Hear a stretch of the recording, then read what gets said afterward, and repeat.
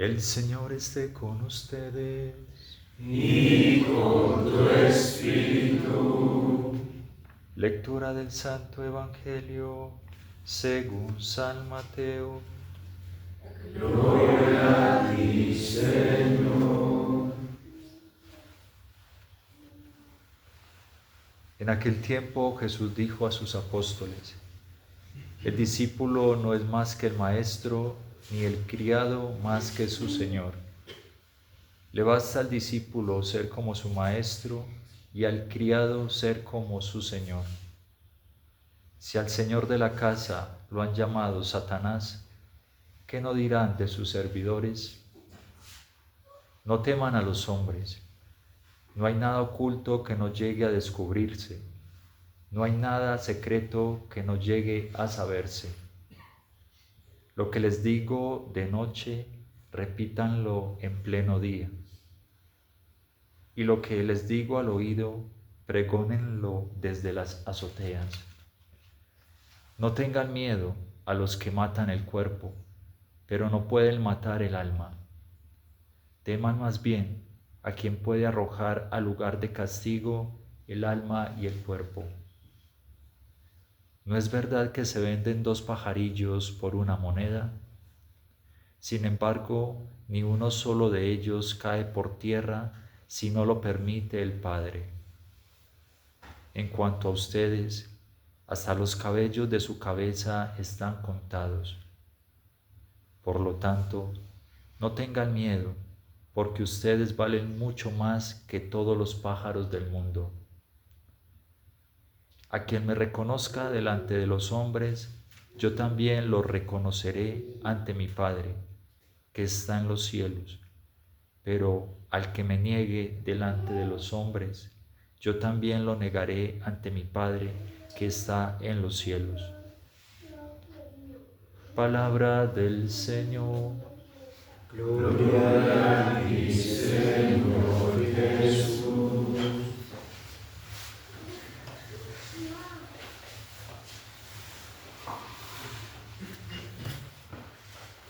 Dice San Juan en su primera carta que nosotros nos damos cuenta cuando nuestra confianza en Dios ha llegado a su plenitud en nuestro corazón, y es cuando el amor echa fuera el temor. Cuando ya en nuestro corazón no hay miedo, porque encontramos aquella certeza en el corazón de aquello que dice hoy el Evangelio: vosotros valéis más que los pajaritos. Y si Dios está tan atento y tan cercano y ve desde el cielo y se asoma y está pendiente, como dicen constantemente los salmos, hasta del destino de los pajaritos, ¿cuánto más no está dependiente, cercano, atento al destino nuestro que somos sus hijos?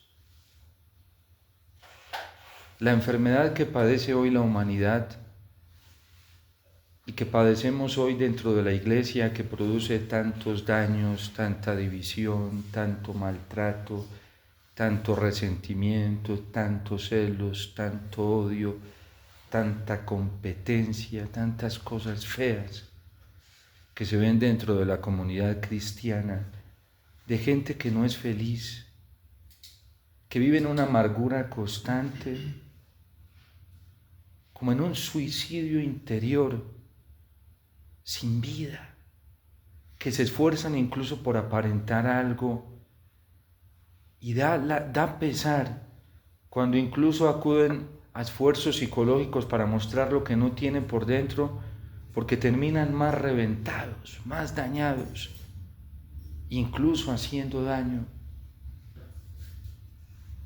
Esa enfermedad, con tantos diagnósticos que hoy podemos ver y evidenciar y que son reales, de gente enferma dentro de la comunidad eclesial, desde sacerdotes, religiosos, religiosas, laicos, en unos niveles de prevención tan altos. Todo eso manifiesta que todavía no logramos llegar a esa confianza de la que dice San Juan en su primera carta. la confianza de un hijo que tiene conciencia de que es hijo de un Padre muy bueno, de un Padre amoroso, de un Padre omnipotente, que está atento siempre, solícito a las necesidades que tiene su hijo. El catecismo, de manera profunda, clara, nos dice que la paternidad de Dios se manifiesta por 4 cosas, porque son las características de un padre, y lo sabemos porque la necesidad de nuestro corazón lo manifiesta, lo pide, lo reclama. Si nosotros hiciéramos una estadística de qué tipo de padre quiere una persona hoy en el mundo, desde un niño que es consciente hasta un anciano mayor, descubrimos esto que va a decir el catecismo. Un buen padre es principio de todo. Él no depende de nadie, pero de él depende todo. Y un padre así da mucha seguridad, porque no depende de nada ni de nadie. No se ha hecho dependiente de ninguna ley, de ningún esfuerzo, de ningún ser humano. Dios es principio, tanto que en la Trinidad es principio, en la misma Trinidad que es coeterna, las 3 personas son coeternas, existen desde siempre. Dios Padre es principio, de Él viene todo, y eso da mucha seguridad, además porque no le falta nada. Dice también el catecismo que otra característica de esta paternidad de Dios es que es autoridad trascendente.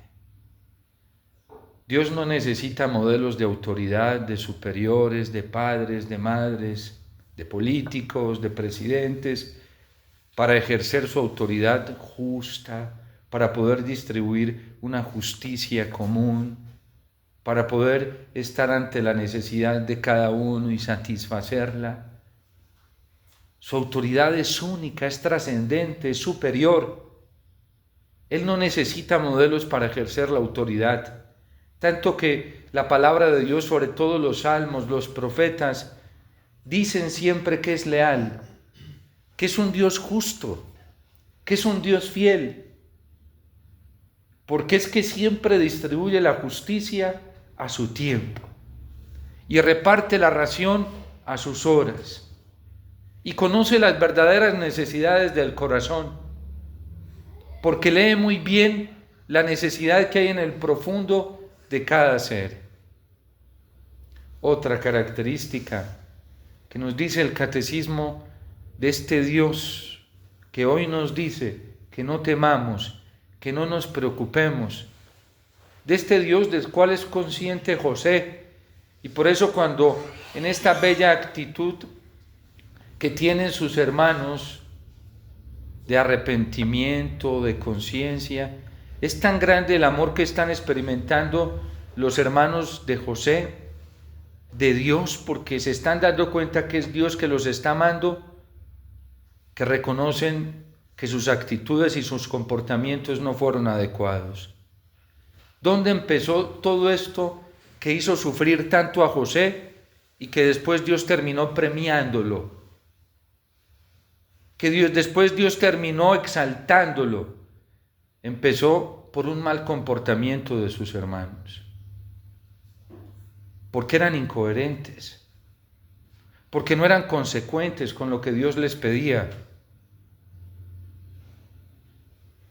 Y es que la incoherencia es muy dañina, y cuando José los vio así, no se quedó callado, fue y se lo dijo a su papá: hay muchos rumores de mis hermanos, porque ellos no son consecuentes con lo que enseñan, porque ellos no son coherentes, porque están siendo antitestimonio. Y eso hizo despertar el enfado de sus hermanos hacia José. ¿Por qué tiene que denunciarnos? ¿Por qué se tiene que fijar en nuestros errores?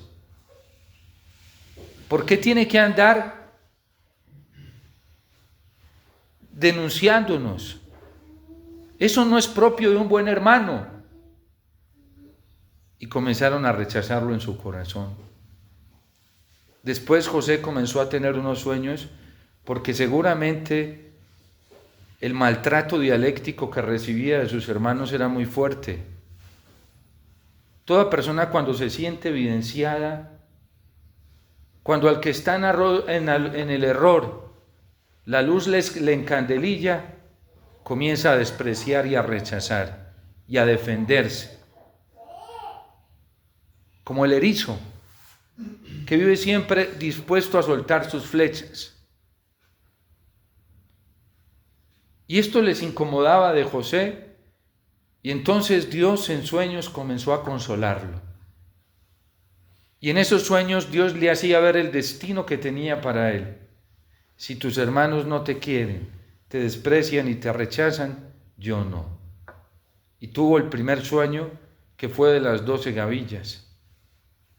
Y de las 12 había una que se sostenía en pie, las demás caían rendidas ante un montón. Y Dios le mostró que era él, porque él era el elegido. Le contó esto a sus hermanos ingenuamente, como cuando Santa Laura Montoya comenzó a contarle a sus hermanos sacerdotes, a sus hermanos cristianos, a sus hermanos obispos, el propósito que Dios tenía con ella y a través de ella. Y ella, sin darse cuenta, ingenuamente les contaba esto, y ellos se comenzaron a llenar de celos y de envidia. Y cuando cuenta esto, se despertó el celo y las envidias en los hermanos de José. Se volvieron envidiosos y celosos. Y decían, Dios, ¿qué va a escoger a un muchachito de estos? Pero se les había olvidado que Dios hace lo que quiere, como quiere, cuando le da la gana y como a Él le parece. Y cuando nosotros no somos capaces de comprender los designios de Dios así, queremos un Dios a nuestros criterios y bajo nuestros modos de pensar. Y podríamos seguir detallando aquí la relación de sus hermanos con José. Después tuvo otro sueño más tremendo porque sus hermanos comenzaron a despreciarlo y seguramente esto le dolía. No crean que no, José era humano, pero Dios llegó y lo consoló con otro sueño y le mostró que el sol, la luna y 11 estrellas se inclinaban ante él. Y viene él ingenuamente y cuenta eso y hasta su papá lo reprendió. ¿Ahora qué crees? ¿Que tu mamá, yo y tus hermanos van a resultar inclinados delante de ti? Eso es demasiada presunción, soberbia de tu parte. Es que no entendían los designios de Dios. Y esto ya se les convirtió en odio. De los celos, cómo los sentimientos van teniendo una transmutación en el corazón humano cuando nosotros nos ajustamos a la ley de la fe. Pasó al odio. Cuando una persona no vive del amor de Dios y no se detiene solamente a buscar a Dios y no confía en el Señor, estos sentimientos se van a desarrollar en su corazón y van transmutando. Y el odio, después sabemos lo que viene. Lo querían matar. Ahora, ellos estaban convencidos de que estaban haciendo lo correcto.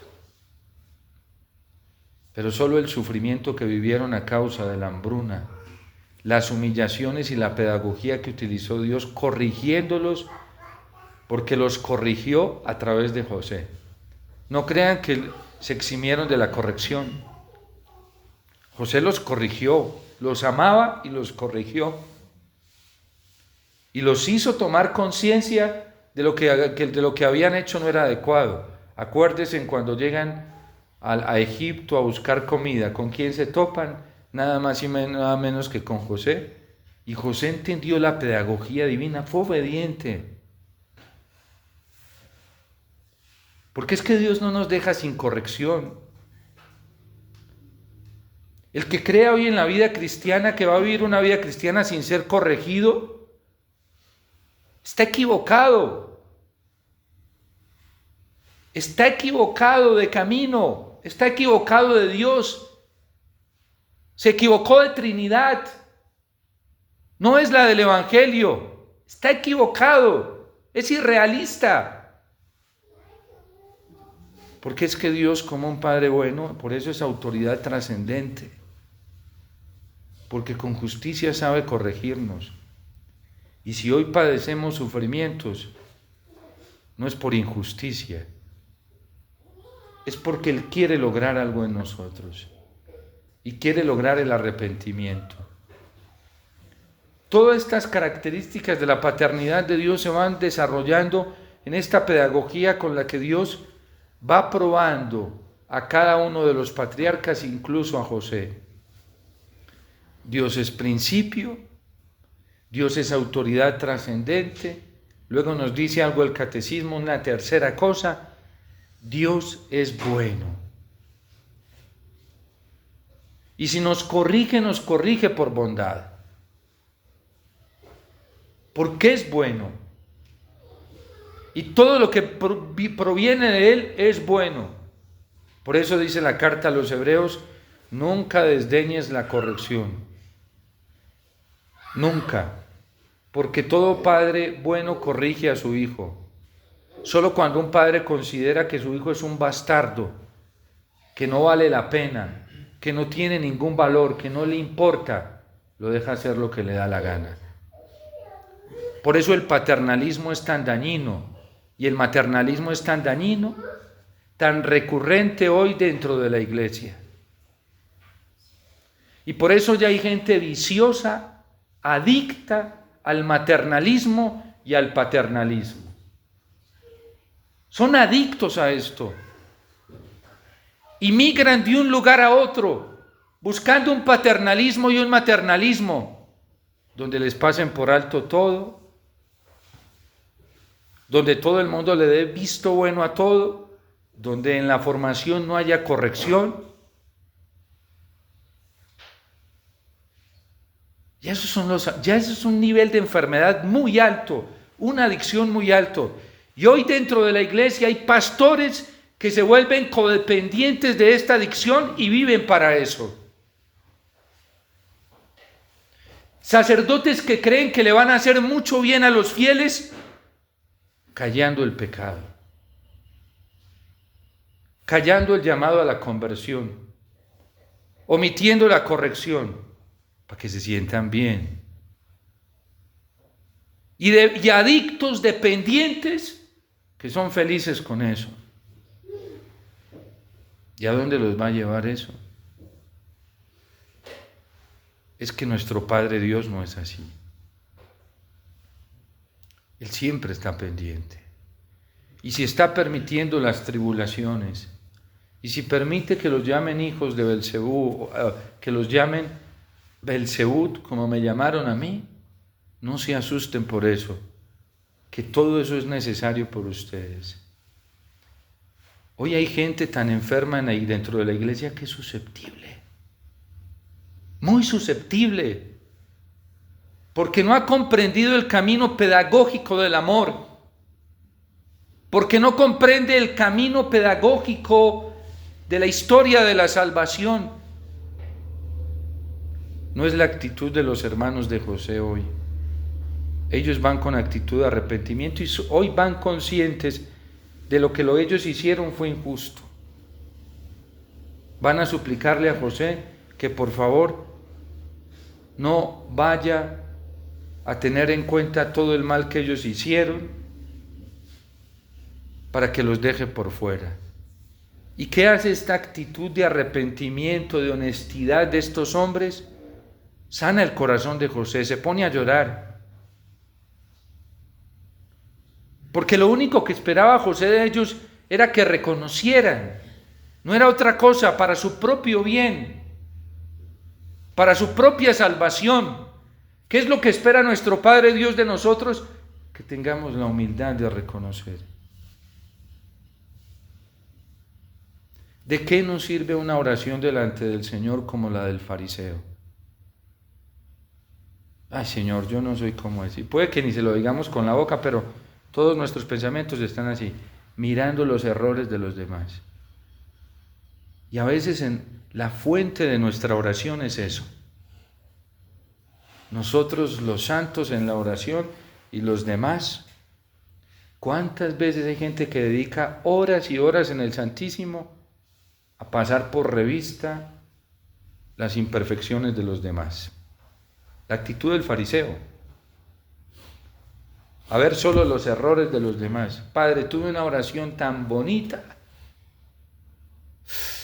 ¡Ay! ¿Y cuál fue el desarrollo de tu oración? Todo el tiempo pensando en lo malo que es lo mala que es mi esposa, mi esposo, que es este sacerdote, que es esta religiosa, este religioso, este otro. Gracias a Dios yo no soy como ellos, gracias a Dios, sí. Ya sabemos la sentencia del Señor. Ya sabemos cuál es. Les aseguro que ese hombre no se fue justificado.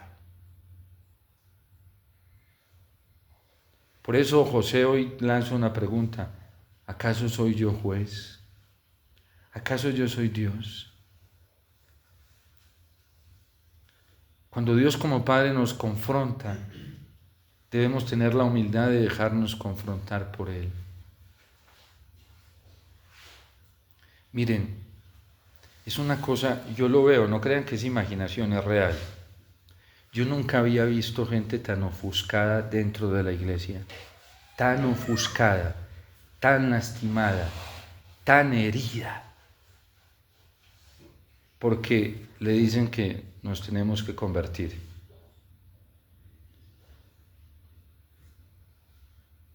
Yo nunca había visto dentro de la vida de los sacerdotes, nunca había visto sacerdotes tan ofendidos, tan lastimados, tan heridos, porque reciben el llamado a la conversión de parte de Dios. Yo nunca había visto en mi vida, porque es real, no crean que me lo imagino, es real. Consagrados, religiosos, religiosas, ofendidos. Y sus heridas les alcanzan para desarrollar una dialéctica y una teología de la misericordia y de la compasión tan alta, que en esa teología no hay posibilidad para la corrección. Se sienten condenados porque simplemente les dicen hay que convertirnos. Creen que los están mandando al infierno. Hombre, no, por favor, atento, escucha. Es conversión para que no te vayas para el infierno. Es eso nomás. ¿Por qué nos ofendemos? Laicos. Ofendidos. Yo en mi vida había visto. Yo a veces vengo y digo, Señor, ¿qué está pasando? ¿Era que yo hasta llegué a una autoridad, a uno de mis superiores, le dije, ¿será que necesito psicólogo? Si quiere yo me voy a un tratamiento psicológico porque yo veo que porque estábamos teniendo una conversación y me corroboraba esto que yo he visto. Me lo corroboraba, me decía, no, sí es cierto, Padre Omar. Sí, heridos, lastimados por esto. Es cierto.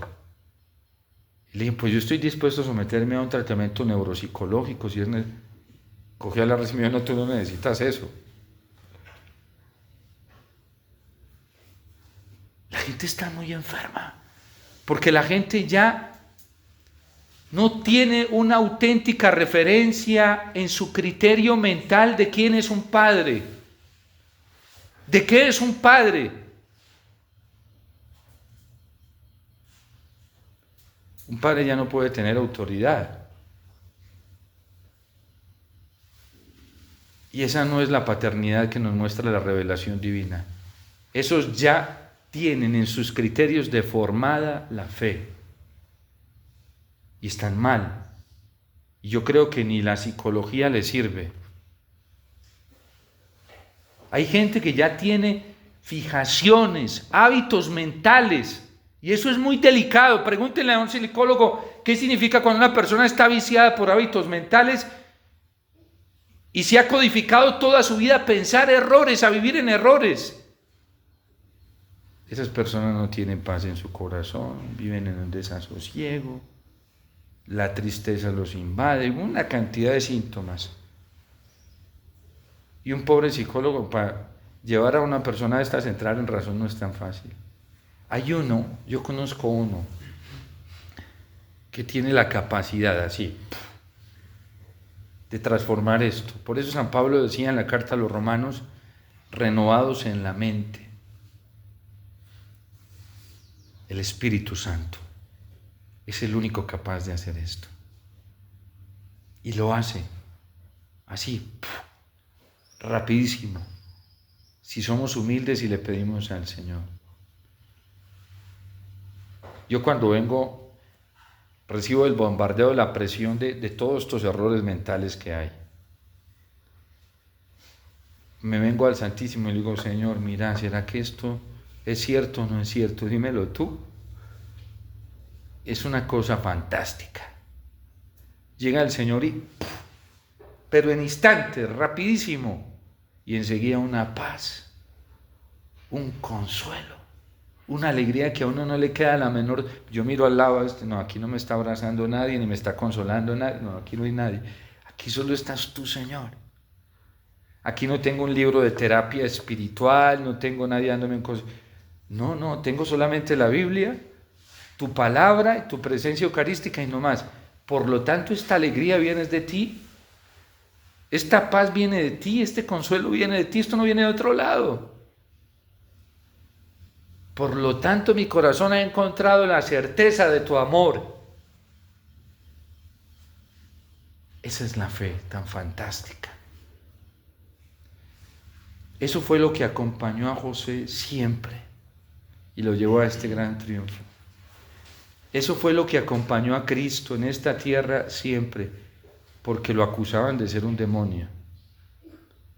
Jesús iba a ayudar a la gente necesitada, expulsaba demonios. ¿Y qué decían los envidiosos, los celosos, los que tenían ya odio en su corazón? Ese lo hace con el poder de Belcebú. Otros decían, hasta sus familiares decían, pobrecito, en ese tiempo no había tanta evolución en la psicología, entonces el diagnóstico era que era lunático o que estaba fuera de sí. Esos eran los diagnósticos patológicos, psicológicos de ese tiempo, ¿sí?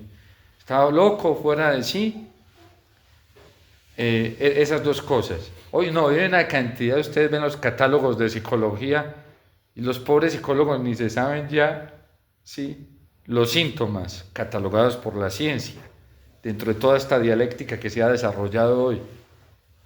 Es neurótico, bueno, todo eso se le hubiera aplicado a Cristo, todo ese catálogo, ¿sí?, de parte de sus familiares. Para decir a este pobre, a Cristo no le hubiera servido ni la psiquiatría de hoy, como lo veían pues sus familiares, ¿sí?, ni las clínicas mentales le hubieran servido. Tanto que sus familiares quisieron retenerlo.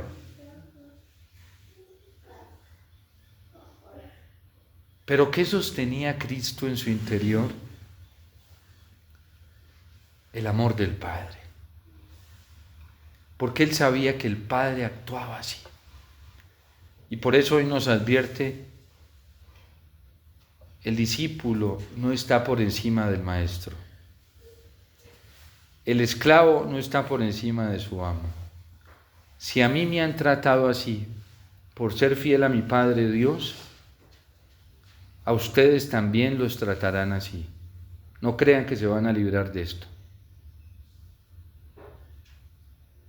Un cristiano que esté dentro de la iglesia buscando una vida confort, muelle, tranquila, llena de prestigio, de alabanza, de reconocimiento, se equivocó de camino cristiano. No, ese camino, si tiene otro, porque hay muchos que ya se lo han inventado dentro de la iglesia y lo predican y lo enseñan falsamente. El Papa León XIV está siendo muy claro y nos está diciendo Pues que es que sin conversión no es posible alcanzar la salvación, la justificación. Miren, una de las experiencias más fuertes que yo he tenido a lo largo de estos 16, 17 años que he estado dedicado a la formación en la vida religiosa, es que muchos muchachos vienen a la vida religiosa sin solucionar sus problemas morales. Quieren adoptar una conducta de un religioso, de una religiosa, de un sacerdote, quieren vivir así, sin solucionar sus problemas morales, sin conversión, sin todavía definirse por el Señor, pero quieren ser buenos sacerdotes, santos religiosos, santas religiosas. ¿Qué llegan hoy dentro de los movimientos laicales? Una cantidad de laicos que quieren ser santos y adoptan conductas y juntan las manos, blanquean los ojos, se ponen toda la vestimenta externa de un santo, de una santa, en sus posiciones son la cordura externa propio de una persona patológicamente que ya está adecuada, pero sus actitudes internas. Por eso el catecismo nos advierte en el examen de los 10 mandamientos. En el primer mandamiento ya nos dice de la superstición y dice: todo el que actúa así es un supersticioso. Porque externamente santidad, internamente no se han definido por el Señor. No están dispuestos a aceptar las exigencias honestas de Jesús. No, eso es dureza. Eso es demasiada estrechez, eso es rigidez. Eso es intransigencia, ¿no? ¿Cómo así que uno no puede caer en pecado mortal? Eso es parte de la debilidad, ¿cómo así? Eso si uno cae en masturbación, pornografía, si uno tiene todas esas cosas desordenadas contra el sexto mandamiento, si uno dice mentiras, si uno comete fraudes al Estado, si uno comete fraudes en la utilización de los bienes materiales, eso no importa, no se detenga, padre, en eso, no caiga en moralismos. Si un sacerdote vive una vida inmoral, desordenada, no, eso no es tan grave, no, aquí lo importante es cómo nos tratamos, la conducta externa. Eso sí es grave, el que no es capaz de ser amable con el otro, cordial con el otro, eso sí. ¿Quiénes son los moralistas? ¿Quiénes son los que caen en moralismos? Convierten en una falta moral una debilidad de carácter. Y si de pronto llega algún hermano, una esposa que ese día, pobrecita, amaneció enferma, y en su cara ella intenta mostrar la alegría, pero no es capaz porque tiene una enfermedad del dolor, y le ven una cara medio seriecita. Ya dice su esposa: ¿y de qué le sirve tanto ir a misa? Vea. Y no se ha dado cuenta que la pobre lleva días sin dormir, con fiebres altísimas, que no se queja, que tiene dolores en todo su cuerpo, y eso sí lo convierten en una falta moral. Eso sí es grave. Eso sí es grave. Y medio le pregunté una cosita y no me contestó con amabilidad. Hay dentro de la iglesia moralistas, así. Esos son los moralistas. Esos caen en moralismos.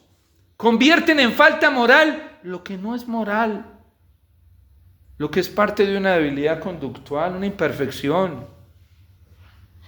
Para muchos en la iglesia hoy es más grave que una persona por cualquier situación de pronto amaneció y no tiene la cara llena de alegría como la tenía el día anterior, y tiene el sufrimiento y se le salió por debilidad en todo su esfuerzo una expresión de tristeza o de seriedad.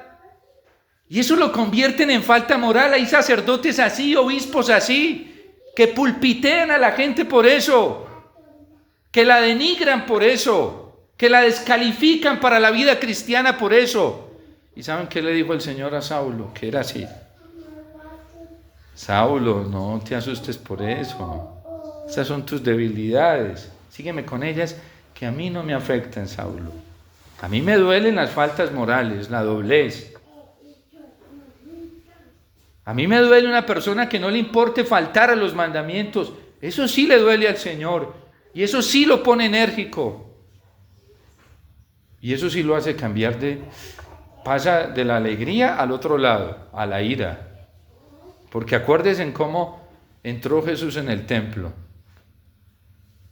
Yo no sé estos que han caído en estos moralismos, cómo hacen para leer, por ejemplo, el capítulo 2 de San Juan.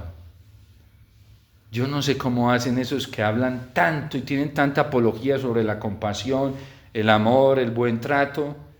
Yo no sé cómo leen ese capítulo 2 de San Juan. A mí me encantaría verlos predicar de ese capítulo 2 de San Juan cuando Jesús entra al templo.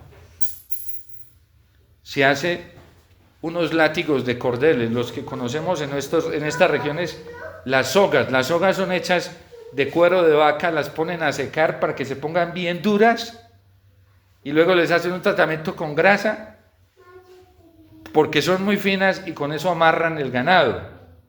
Y también hacen unos zurriagos para pegarles, sí, también de cuerina, así bien seca, que se sienta.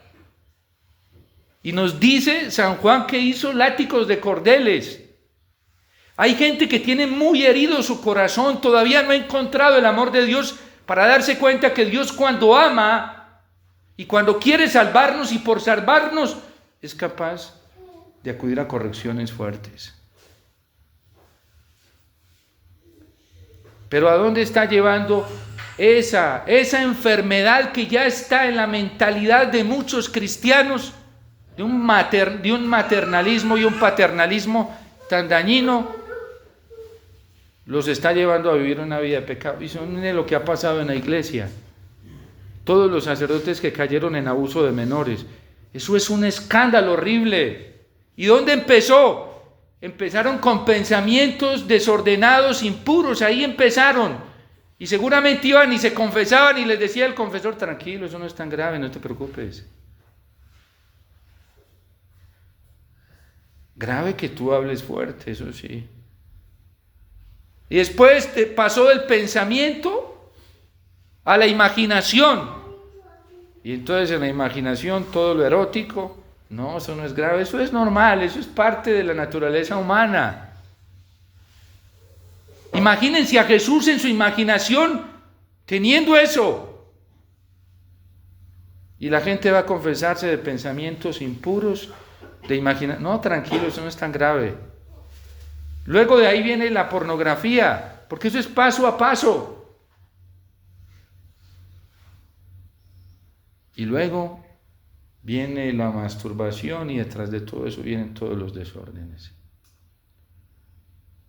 Y han llegado ya hoy el acto más espantoso y demoníaco, el abuso a los menores.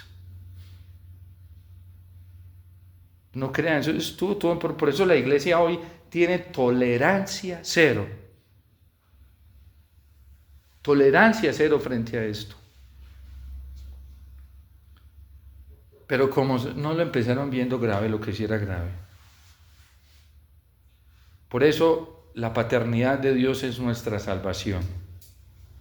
Porque Dios reúne todo esto como autoridad, es justo. Y Él sí nos dice qué está bien y qué está mal. Lo que pasó en Colombia fue muy grave en las elecciones pasadas, muy grave. Y hay obispos que todavía siguen defendiendo ese criterio del mal menor. Y hay sacerdotes que siguen defendiendo ese criterio. Por amor a Dios les suplicamos, no le hagan daño a la gente, si ya se lo hicieron. Y hay laicos que siguen todavía defendiendo esto, y consagrados que lo siguen defendiendo. ¿Y nosotros cuándo vamos a reaccionar? ¿Cuándo nos vamos a dar cuenta? A mí me dicen centenares de personas: padre, si usted no hubiera hablado de eso en las homilías, yo no me hubiera dado cuenta. Y yo les digo, si a mí el Señor no me hubiera mostrado a través del magisterio y la palabra, tampoco me hubiera dado cuenta. Si a mí me llamaron Belzebú, a ustedes también los llamarán.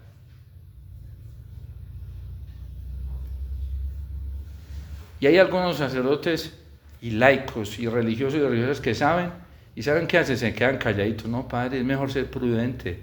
Prudente, allá en la otra vida te van a decir si era prudencia o no era prudencia. Porque hay un Dios que su autoridad es trascendente, no se parece a la nuestra. Definámonos por el Señor de una vez, pero no andemos tibios.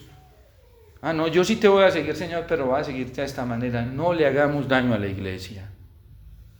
Y es que el Señor nos está poniendo la solución delante: conversión. Uno por miedo se vende muy fácil, y por eso Jesús nos dice hoy: no tengan miedo. A mí me lo advirtieron desde antes de la ordenación y hasta después de la ordenación. No siga hablando así. Y es verdad, eso trae unas consecuencias muy lindas, muy hermosas. Porque si algo he aprendido yo fue a descubrir al Señor en todo esto. Y qué bien tan grande me han hecho. He sido el regalo. Yo me podría postrar ante estas personas, besarles los pies y decirles con todo el corazón: gracias.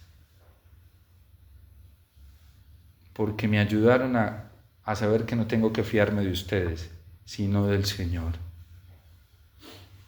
Me enseñaron lo fundamental del monoteísmo,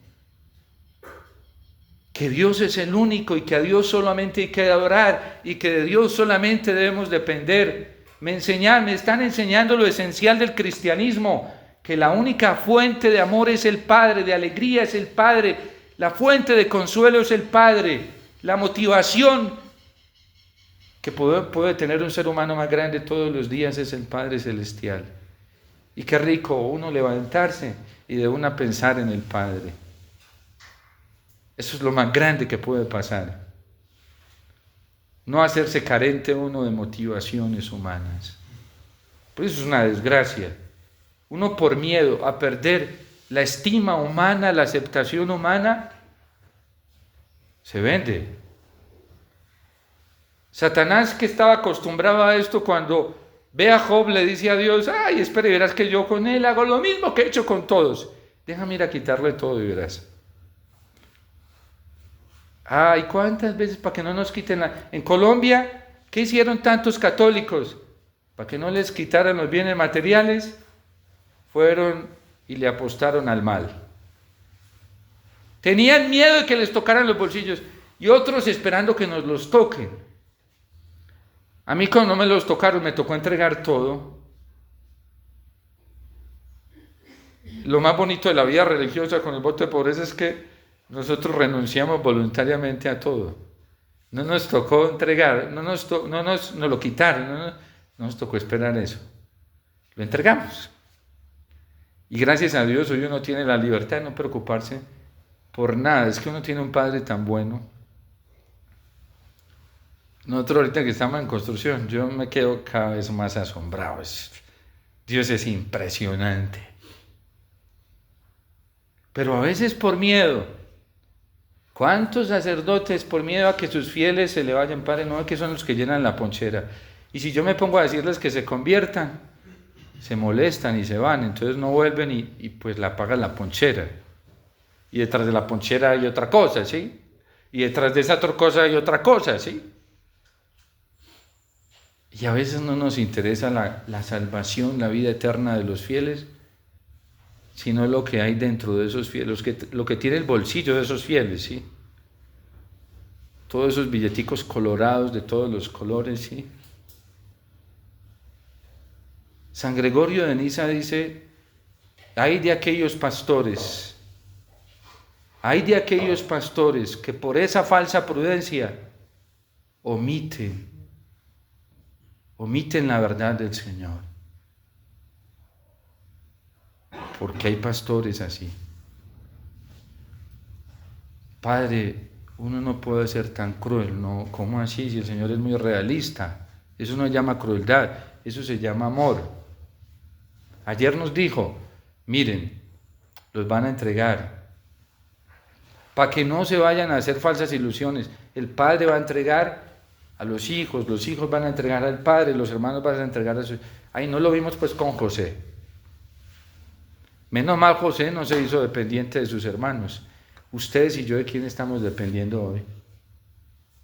Porque si no estamos dependiendo del amor del Padre y del Señor, entonces Satanás se va a reír delante de Dios y le va a decir, ay, espero ir a yo y le prueben esto, va a ver cómo se llena de miedo. Y le rebaja la exigencia evangélica, no sigue entregando, espero ir a yo y le toco esto para que vea. Y Dios, recuerden que Dios lo deja. Somos nosotros los que tenemos que... Y Job dijo, Dios me lo dio, Dios me lo quitó, alabado sea el nombre del Señor. Yo como no estoy apegado a nada. Nosotros que estamos dispuestos a arriesgar por el Señor, porque el que se ponga de mi parte ante los hombres, yo me pondré de su parte ante mi Padre del cielo. Pero si ustedes no se ponen de mi parte ante los hombres, ¿qué dice Jesús hoy en el Evangelio?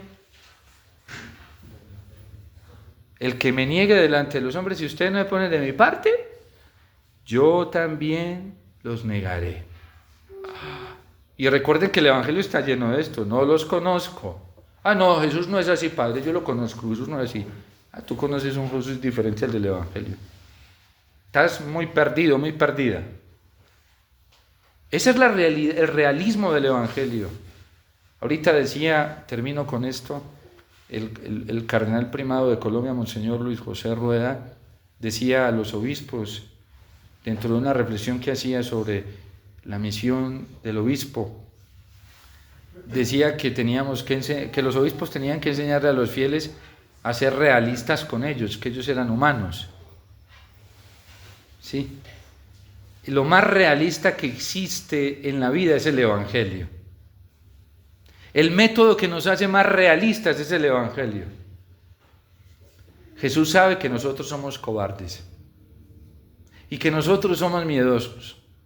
Por los llenos de heridas que estamos poniendo, no tengan miedo. Pónganse de mi parte, que yo me pondré de su parte ante mi Padre del cielo. Pero si ustedes me niegan con palabras, actitudes, desde el corazón, yo también los negaré.